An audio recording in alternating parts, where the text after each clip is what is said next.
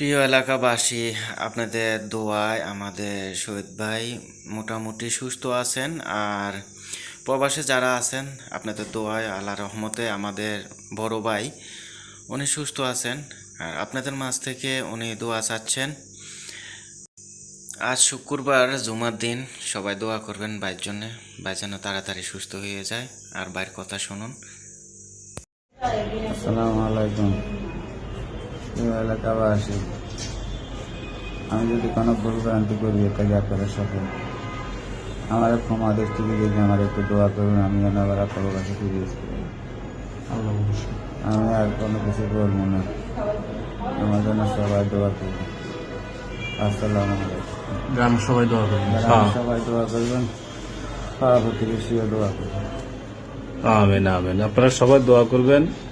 ওনার বর্তমান অবস্থা হলো বুকে, আমরা যে ভয় পাইছিলাম বুকে কোনো সমস্যা কিনা সেটা প্রমাণ পাইছি যে বুকে কোনো সমস্যা নেই।